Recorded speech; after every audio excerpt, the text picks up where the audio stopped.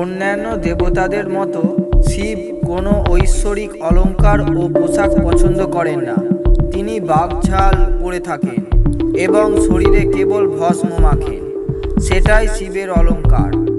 তবে অনেকেরই অজানা ভোলানাথ কেন গায়ে ছাই মাখেন। ভগবান শিব সারা শরীরে ভস্ম লাগাতে থাকেন। শিব ভক্তরা কপালে ভস্মের তিলক লাগান। শিব পুরাণে এই নিয়ে একটি কাহিনী পাওয়া যায়। এক সন্ন্যাসী অনেক তপস্যা করে শক্তিশালী হয়েছিলেন।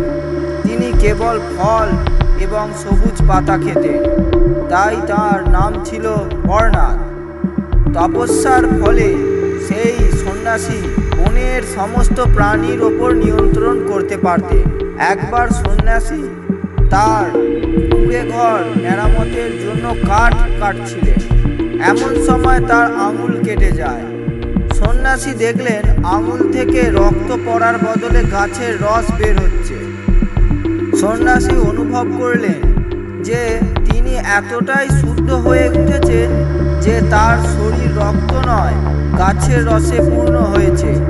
এতে তিনি খুব খুশি এবং গর্বিত হলেন।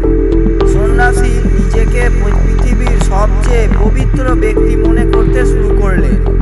ভগবান শিব এই ঘটনা দেখে একজন বৃদ্ধের রূপ ধারণ করে সেখানে পৌঁছালেন। সন্ন্যাসীকে তিনি জিজ্ঞাসা করলেন, তিনি এত খুশি কেন? সন্ন্যাসী কারণ জানালেন। সব জেনে তাকে বললেন, গাছপালা ও ফলের রস হয়, কিন্তু গাছগাছালি পুড়ে ছাই হয়ে যায়। শেষ পর্যন্ত শুধু ছাই থেকে যায়। বৃদ্ধের রূপ ধারণ করে শিব তৎক্ষণাৎ তার আঙুল কেটে দেখালেন এবং তা থেকেই ছাই বেরিয়ে এলো। সন্ন্যাসী বুঝতে পারলেন যে স্বয়ং ভগবান তার সামনে দাঁড়িয়ে আছে। সন্ন্যাসী তার অজ্ঞতার জন্য ক্ষমা চাইলেন।